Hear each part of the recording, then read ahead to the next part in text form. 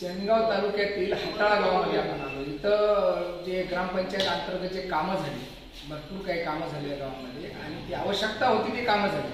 तर या कामाचा विकास खूप जोरात झाला आणि या गावामध्ये आपण इथल्या सरपंच साहेबांना विचारून घेऊ की बा हा विकास तुम्ही गावासाठी जो केला त्याचा लोकाजोगा आम्हाला द्या आणि उद्या जे निवडणूक लागणार आहे विधानसभेची, हिंगोली विधानसभेचे जे आता आमदार आहेत त्यांनी काय विकास कामं केली, जे तानाजीराव मुटकुळे आमदार आहेत त्यांचाही लोकाजोगा यांच्याकडून घेऊ आपण. सरपंच साहेब, आपल्या गावामध्ये आता जे तुम्ही सरपंच आहेत तेव्हापासून काय कामं केली, विकास कामं तुमच्या ग्रामपंचायत अंतर्गत? म्हणजे गावामध्ये रस्ते, सीसी रस्ते. किती रुपयाचं काम, कोणचं काय? जवळपास 1 लाख रुपयाचे झाले. जवळपास गट्टूचे रोड 20-25 लाखाचे झालेले आहेत. तसेच आता दलित याच्यामध्ये दलित वस्तीमध्ये त्या दलित बांधवांचे म्हणजे आपलं ते काय म्हणतात दलित वस्ती आहे, समाज मंदिर आहे, त्याच्या रंगरंगोटी केलेली आहे. पुन्हा असे बरेचसे काही गावामध्ये पतदिवे असे बरेच पतदिवे वगैरे लावलेले आहेत.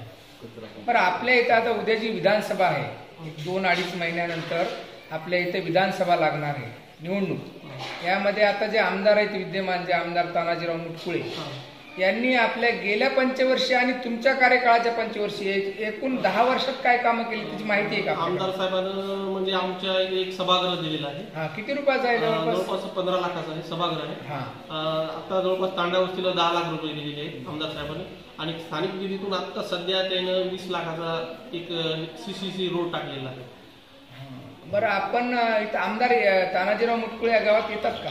हो, येतात ना. बोलवलं तर? हो, बोलवलं तर येतात.